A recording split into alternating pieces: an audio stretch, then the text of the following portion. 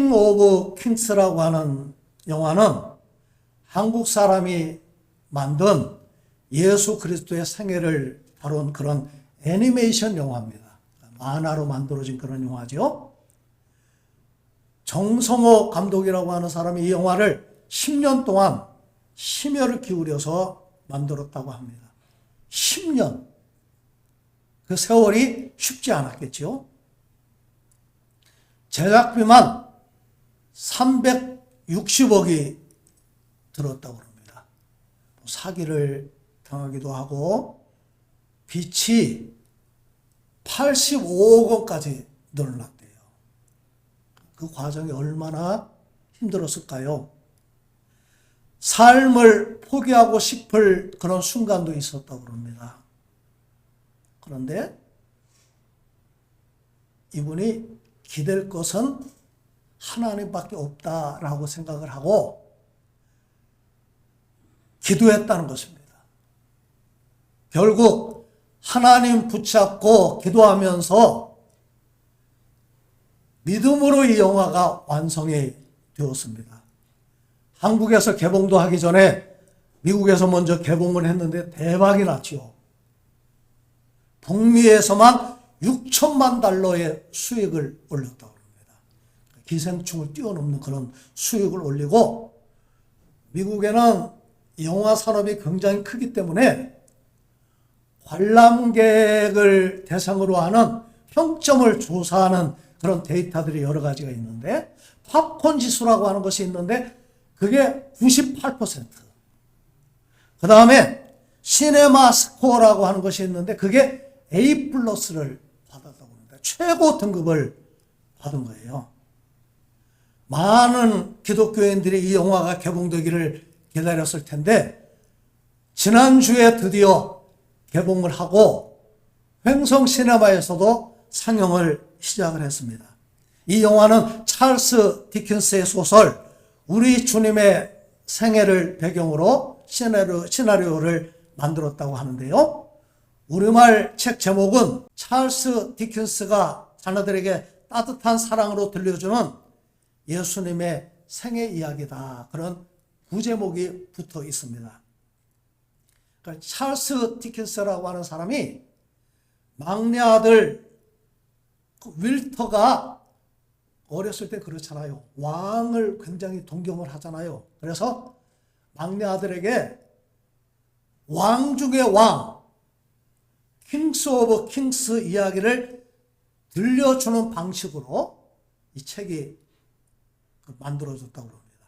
영화 속에서는 윌터가 2000년의 시공간을 뛰어넘어서 예수님의 이야기 속으로 들어가서 예수님의 탄생을 어떻게 했어요? 자기 옆에서 지켜보는 거예요. 그 다음에 그 베드로가 무리를 걸을 때 그때에도 옆에서 지켜보는 거예요. 그 다음 오병이어의 기적의 현장에 들어가서 그 현장을 함께 지켜보는 거예요. 예수님의 십자가에 달리셔서 고통당하시는 그 현장에 들어가서 예수님과 대화를 하는 거예요. 마지막에는 부활하신 주님을 만나는 광경으로 이 영화가 끝나게 된다고 합니다. 자, 그런 성경 연구 기법이 있어요. 그것을 귀납법적 성경 연구 방법이라고 하는데, 내가 성경 본문 속으로 들어가서 본문을 관찰하고 해석하고 적용하면서 성경에 들어가서 그 배경 속에서 그 인물과 내가 대화하는 거예요. 저도 설교를 준비하면서 수없이 성경 속으로 들어가서 때로는 예수님과 대화하기도 하고, 베드로가 무리를 걸었다고 하는데 나도 그 자리에 들어가서 무리를 건넌 상상을 하고, 자, 그런 꿈을 저는 꿉니다. 이 영화는 개인적으로 여러분들이 다 가서 보시면 좋을 것 같아요. 특별히 이제 몸이 불편해서 혼자 가시기 어려우신 분들이 계셔서 다음 주 중에 좀 시간을 맞춰서 함께 가서 보면 더 해도 좋을 것 같습니다. 우리 믿음 생활은 킹 오브 킹스에 등장하는 윌터처럼 내가 2000년의 시간과 공간을 뛰어넘어서 하나님의 말씀 속으로 들어가서 거기서 하나님을 만나는 거예요.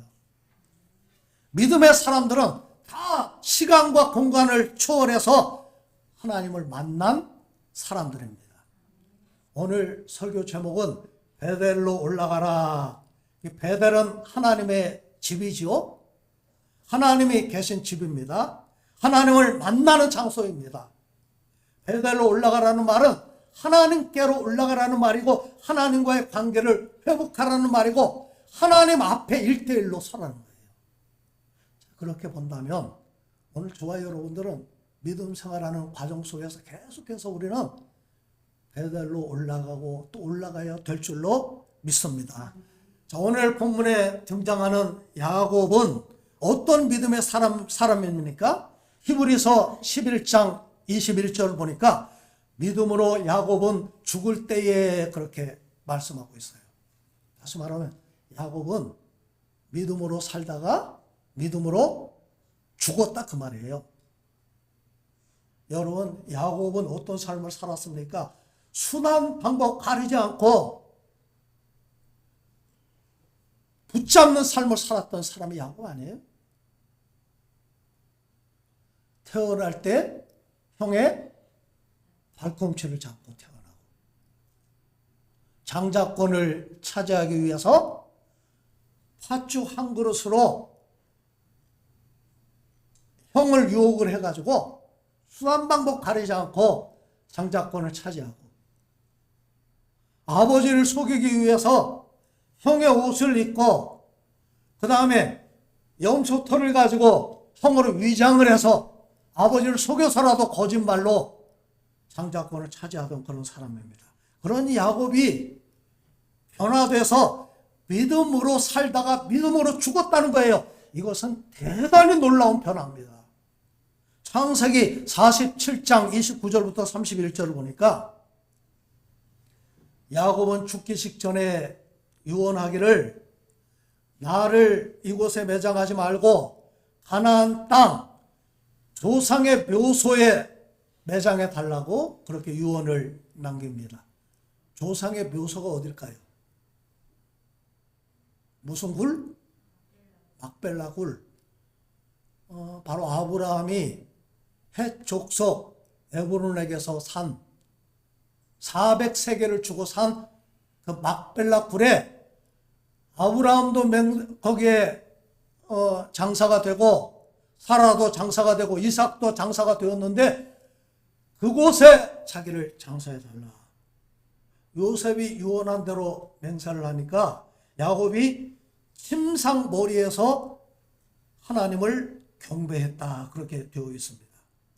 야곱이 이제 나이도 많고 병이 들어서 이제 세상을 떠날 때가 가까웠습니다. 아버지가 몸이 불편하다는 소식을 듣고 요셉이 총리 공간에 살고 있다가 에브라임 므낫세 두 아들을 데리고 아버지를 문병하기 위해서 찾아온 것입니다.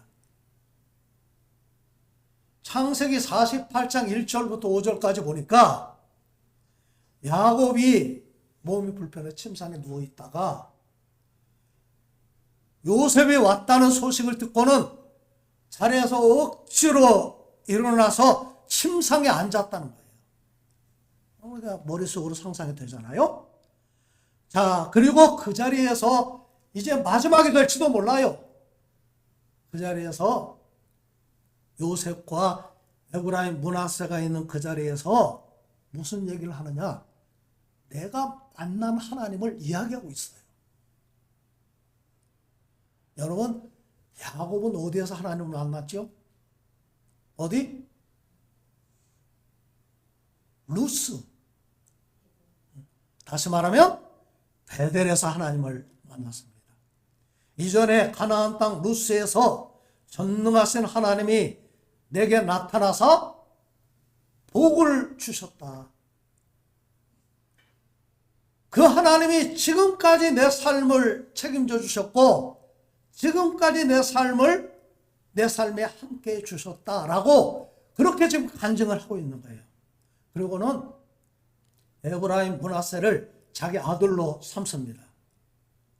창세기 47장 31절에는 분명히 침상머리라고 되어 있는데 히브리서 11장 21절은 지팡이 머리라고 되어 있어요.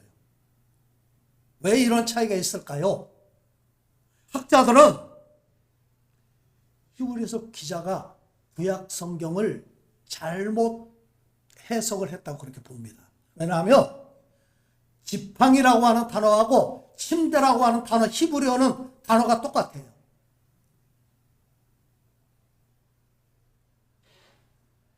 참 그런데 보세요. 놀랍게도 지팡이는 야곱에게 특별한 의미가 있어요. 그래서 히브리서 11장 21절 말씀이 잘못된 번역이라고 말하기가 어려워요. 야곱에게 지팡이는 단순히 짚고 다니는 그런 도구가 아니라 하나님을 만난 상징입니다. 그리고 야곱이 언제 지팡이를 짚게 됐어요? 그렇죠. 야복강에서. 옛날 성경에는 환도뼈라고 되어 있죠. 지금 성경에는 뭐라고 되어 있어요? 엉덩이, 허벅지 관절의 둔부 힘줄이라고 되어 있어요. 고관절을 말하는 거죠. 고관절을 부러지면 걷지 못하잖아요. 우리 김정순 권사님도 고관절 부러져서 한참 고생을 하셨고 저희 장모님도 고관절이 부러져가지고 지금 고생을 하고 계시는데 지팡이를 그때부터 지금이야 뭐 수술을 해서 고관절 부러져도 금방 수술을 해서 일어설 수 있지만 과거에는 고관절 부러지면 방법이 없어요. 지팡이를 짚고 살았다고 하는 것은 자기 힘을 믿고 의지하고 살던 그런 야곱이 지팡이를 의지하는 인생으로 바뀌었다는 거예요. 그건 무슨 말이냐? 야곱은 지팡이를 짚을 때마다 뭘 생각했을까요? 하나님과 야복강에서 씨름하던 그때를 생각했을 것입니다. 야곱의 인생에서 전환점은 두 번이 있었습니다. 바로 루스에서 하나님을 만난 사건이 첫 번째 전환점입니다. 그때 야곱은 고백하기를 여호와께서 과연 여기 계시거늘 내가 알지 못하였도다. 이곳은 하나님의 집이요 이는 하늘의 문이로다. 그래서 루스가 베델이 된 거예요. 내가 하나님과 1대1로 만난 곳이 바로 베델이에요. 우리가 다 그런 체험이 있죠. 어떤 분은 기도원에서 기도하다가 이 베델의 하나님 만나기도 하고, 어떤 분은 누구 간증을 듣다가 그 속에서 하나님을 만나는 체험을 하기도 하고, 정말 내가 어려운 일이 있을 때 간절히 세상에 방법이 없으니까 간절히 하나님께 기도하고 하나님 어떻게 해야 됩니까? 울고 있을 때 그때 나를 찾아오시는 하나님 만나기도 하고. 우리 모양은 각각 다르지만 그 베델의 하나님은 나의 하나님을 고백한 그 장소. 또 한 번은 야복강에서 하나님을 야곱이 만나죠. 천사와 씨름한 것을 호세아 12장 3절 4절은 이렇게 말씀하고 있습니다. 하나님과 겨루되 천사와 겨루어 이기고 울며 그에게 간구하였으며 하나님은 베델에서 그를 만나셨고 거기에서 우리에게 말씀하셨나니 여호와는 만군의 하나님이시라.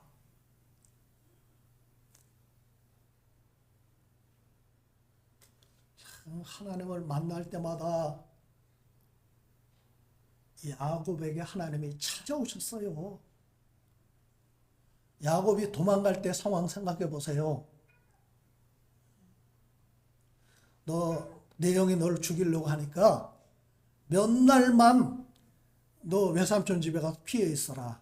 리브가가 그렇게 말하잖아요. 그 말을 듣고는 야곱이 뭐 하나 들고 도망쳤어요? 아무것도 챙기지 못하고 지팡이 하나 달랑 들고 허겁지겁 도망쳤어요. 그런 야곱을 하나님이 찾아오셨어요. 창세기 28장 13절을 보니까 나는 여호와니 너의 조부 아브라함의 하나님이요 이삭의 하나님이라. 그 하나님이 어떤 하나님이 됩니까? 아브라함의 하나님, 이삭의 하나님, 야곱의 하나님이 되잖아요. 그 하나님이 바로 아브라함의 하나님, 이삭의 하나님, 야곱의 하나님, 나의 하나님이신 줄로 믿습니다. 하나님은 야곱에게 약속하시죠. 내가 너와 함께 하겠다. 야곱은 그 자리에서 일어나가지고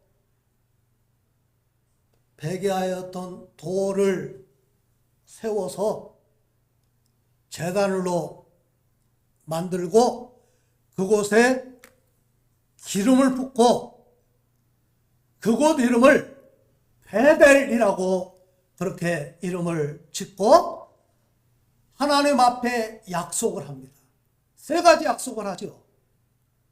그것을 소원이라고 우리는 얘기합니다. 여호와께서 나의 하나님이 되실 것입니다. 이게 무슨 말입니까? 내가 이제부터는 하나님만 섬기겠습니다. 그 말이에요. 이 돌이 하나님의 집이 될 것입니다. 그 말은 교회를 세우겠다 그 말이 아니라 내가 평생 하나님을 예배하겠습니다. 그 말입니다. 예배라고 하는 말뜻이 그렇잖아요. 50 최상의 가치를 하나님께 돌린다. 가장 중요하게 생각하고 가장 가치 있는 일로 내가 예배를 하나님께 드리겠습니다. 예배의 우선권을 두겠습니다. 그 다음에 11조를 드리겠습니다. 세 가지 약속을 했는데 그 약속을 지키려면 야곱은 당연히 베델로 올라가야 돼요. 그런데 야곱은 가나안 땅에서 20년 만에 돌아온 다음에 10년이 지났음에도 불구하고 베델에 올라가지 않습니다.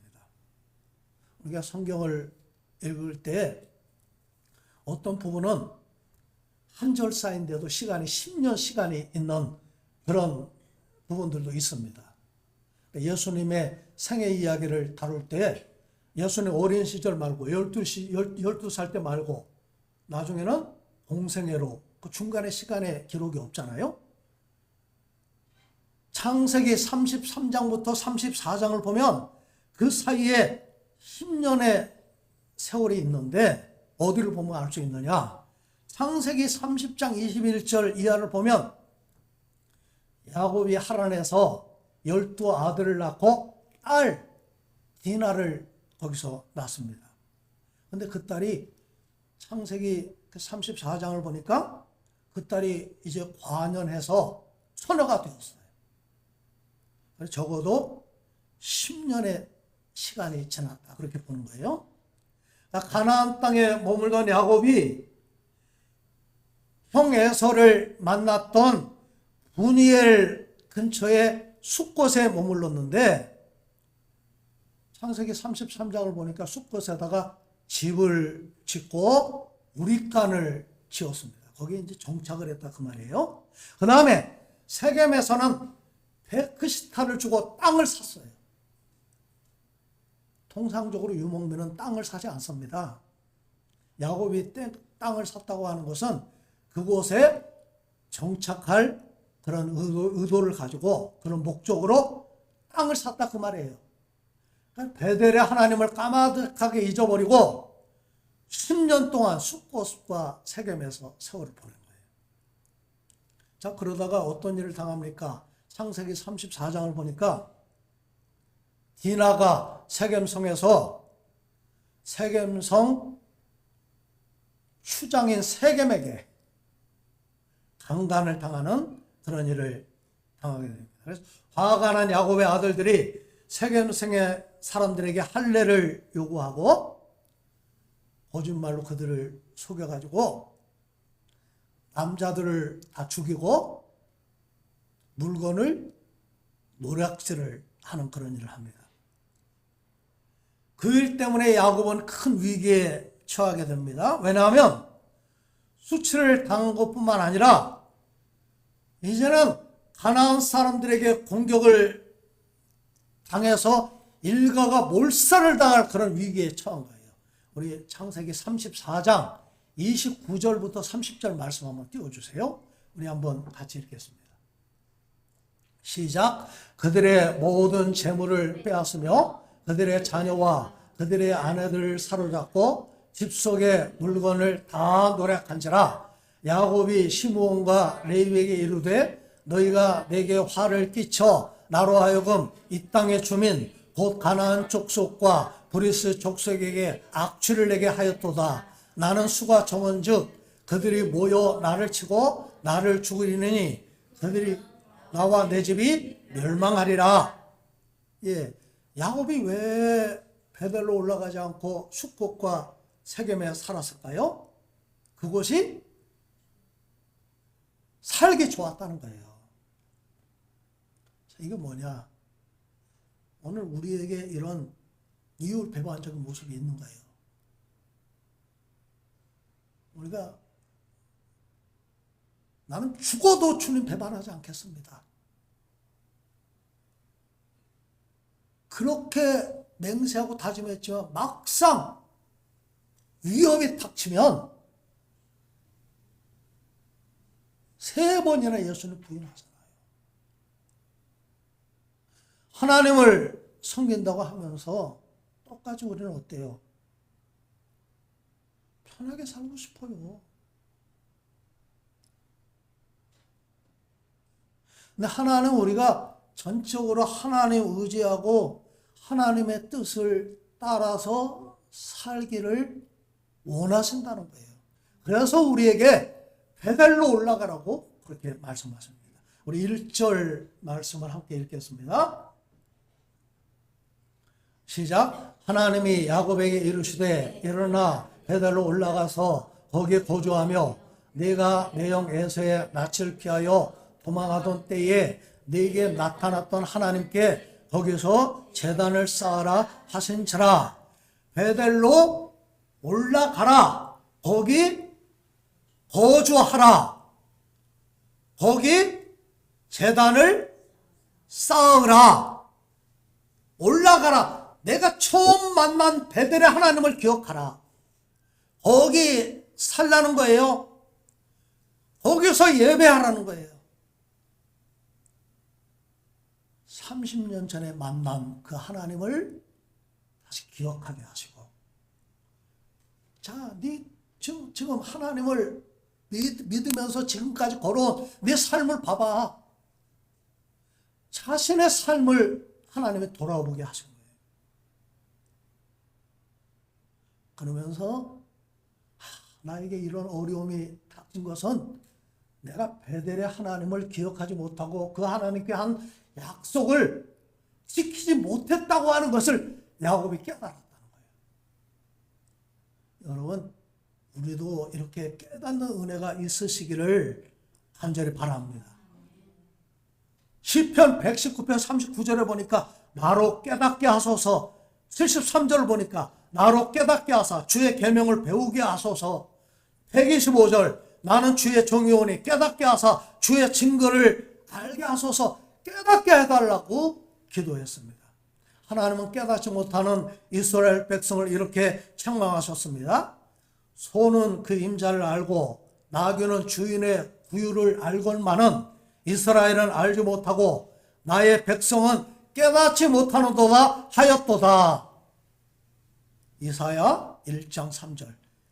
예레미야는 아무리 외쳐도 깨닫지 못하는 유다를 향해서 어리석고 지각이 없으며 눈이 있어도 보지 못하며 귀가 있어도 듣지 못하는 백성이여 이를 들을지어다 선포했습니다. 예수님도 똑같은 말씀을 하셨죠. 귀 있는 자는 뭐 하라고요? 들으라. 마태복음 13장에 씨 뿌리는 비유를 말씀하시면서 씨가 좋은 땅에 뿌렸다는 것은 말씀을 듣고 뭐 하는 자? 깨닫는 사람이라고 그렇게 말씀을 하셨습니다. 누가복음 24장 45절을 보니까 제자들의 마음을 열어서 성경을 깨닫게 해주셨다. 그렇게 기록하고 있습니다. 호세아는 깨닫지 못하는 백성은 망하리라. 호세아 4장 14절에 그렇게 말씀을 했습니다. 자, 이게 우리가 이렇게 때마다 하나님의 은혜를 깨닫고 하나님의 뜻을 깨닫고 깨닫는 그런 은혜가 저와 여러분들에게 있으시기를 주님의 이름으로 축복합니다. 자, 그러면 야곱은 깨닫고 어떻게 했나요? 하나님의 말씀에 순종해서 행동으로 옮겼습니다. 우리 2절 3절 시작. 야곱이 이에 자기 집안 사람과 자기와 함께한 모든 자에게 이르되 너희 중에 있는 이방 신상들을 버리고 자신을 정결하게 하고 너희들의 의복을 바꾸어 입으라. 우리가 일어나 베델로 올라가자. 내 환난 날에 내게 응답하시며 내가 가는 길에서 나와 함께 하신 하나님께 내가 거기서 제단을 쌓으려 하노라 하매. 여러분 2절 말씀을 보니까 야곱이 사람들에게 그렇게 말을 했습니다. 집안 사람과 자기와 모든 사람에게 너희 중에 있는 뭐를 버려요?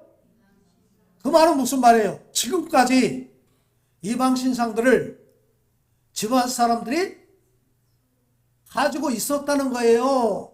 없었다는 거예요? 가지고 있었다 그 말이에요. 그때까지 하나님도 섬기고 이방신도 섬기는 것을 야곱이 묵과했지만 너희가 붙들고 의지하던 그것을 다 버리라는 거예요. 야곱이 라반으로부터 도주할 때 여러분 성경을 보니까 라헬이 뭘 훔쳤어요? 드라빔을 훔치잖아요. 드라빔은 우상이기도 하지만 그 당시에 집문서 같은 재산권을 행사할 수 있는 그런 중요한 신물의 역할을 했다는 거예요. 그래서 라반이 결사적으로 야곱을 추격을 해가지고 7일 만에 야곱을 붙잡아서 길르앗에서 야곱에게 가장 먼저 하는 말이 야, 내 드라빔 왜 훔쳐갔냐? 그 말을 하잖아요. 그때까지 드라빔이 야곱의 집안에 있었을 가능성이 커요. 그것들을 다 버리려는 거예요. 그러니까 베델로 올라간다고 하는 건 뭐예요? 우상을 다 버리고 하나님만 붙들어라. 그게 베델로 올라가는 거예요. 자신을 정결하게 하라. 의복을 깨끗하게 하라. 회개하라는 거죠. 자, 4절 같이 읽겠습니다. 시작. 그들이 자기 손에 있는 모든 이방 신상들과 자기 귀에 있는 귀고리들을 야곱에게 주는지라. 야곱이 그것들을 세겜 근처 상수리 나무 아래에 묻고, 신상들, 귀고리들은 액세서리가 아니고 재산이 아니고 거기에는 어떤 형상도 새기고 귀고리에다 어떤 형상도 새기고 그거에 하나의 부족 같은 그런 역할을 했다는 거예요. 근데 그것들을 어떻게 했어요? 다 버리고 땅에 묻어버렸어요. 놀라운 변화입니다. 여러분이 발꿈치를 잡던 야곱, 무엇을 붙잡던 야곱이 버리고 땅에 묻었다는 거예요. 우리가 베델로 올라갈 때 버릴 거 버려야 돼요. 묻어버릴 거 묻어버려야 돼요. 자, 우리 5절 말씀을 보겠습니다. 시작. 그들이 떠났으나 하나님이 그 사면 고을들로 크게 두려워하게 하셨으므로 야곱의 아들들을 추격하는 자가 없었더라. 하나님이 버리고 결단하고 베델로 올라가는 야곱을 하나님이 지켜주신 줄로 믿습니다. 자, 우리 6절 7절 시작. 야곱과 그와 함께한 모든 사람이 가나안 땅 루스 곧 베델에 이르고 그가 거기서 제단을 쌓고 그곳을 엘 베델이라 불렀으니 이는 그의 영의 낯을 피할 때에 하나님이 거기서 그에게 나타나셨음이더라. 아멘. 내가 이제부터 하나님만 내가 섬기겠습니다. 그리고 베델 올라갈 때 하나님이 야곱의 문제를 책임져 주셨어요.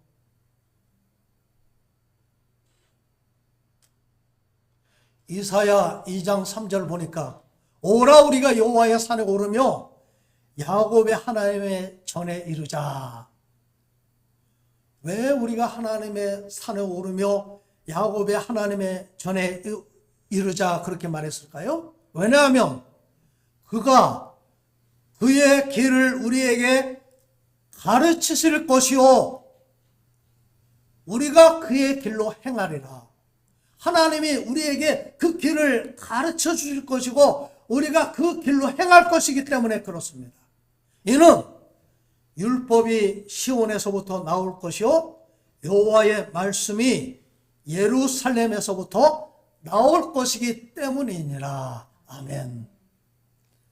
한국교회 위대한 목사님 가운데 영등포 교회를 담임하시던 방재일 목사님이라고 하는 분이 계시죠. 그분이 참 장수를 하셨는데 104세에 세상을 떠나셨어요. 근데 100세가 되었을 때 100세가 되는 거 참 귀하잖아요. 이분이 돌아가실 때까지 뭐 얼마나 총기가 뛰어나셨는지 돌아가실 때까지 그냥 대화를 다 하시고 그렇게 하셨는데 100세 되셨을 때 기념 인터뷰를 했습니다. 기자가 그렇게 물었어요. 목사님, 신앙생활이 무엇입니까? 그랬더니 이 방질 목사님이 그렇게 대답을 하셨다고 합니다. 신앙생활은 하나님께 항복하는 것입니다. 내가 들고 있는 총과 칼을 내려놓고 하나님께 투항하는 것이 믿음입니다. 다시 물었어요.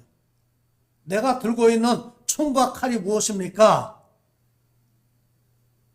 내 고집, 내 생각입니다. 하나님 믿는다고 하면서도 내 생각, 내 고집을 끝까지 우리가 내려놓지 못한다는 거예요.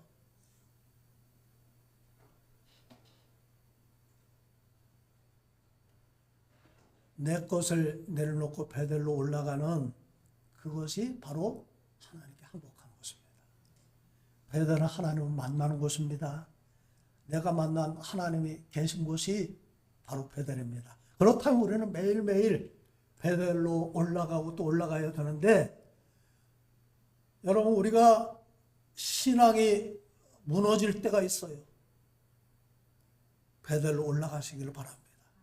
어려움이 있을 때, 힘들 때 베델로 올라가시기를 바랍니다. 낙심될 때, 내 믿음의 중심이 흐트러질 때, 내 자리를 잊어버릴 때 베델의 하나님을 기억하고 베델로 올라가시기를 바랍니다. 우리가 초심으로 돌아가자 그런 말 많이 하잖아요. 초심으로 돌아가는 그것이 바로 베델로 올라가는 거예요. 여러분이 예배하는 이 자리가 여러분의 베델이 되시기를 바라고 회개하는 그 자리가 베델이 되시기를 바라고 하나님 앞에 서는 그 자리가 베델이 되시기를 바라고 하나님과 1대1로 만나는 그 자리가 베델이 되기를 바라고 나의 주님, 나의 하나님이라고 고백하는 그 자리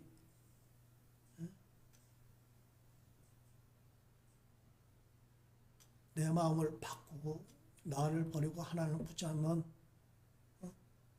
그런 베델로 계속해서 올라가는 저와 여러분들이 되시기를 바랍니다. 우리가 참 믿음 생활의 끝은 끝이 없어요.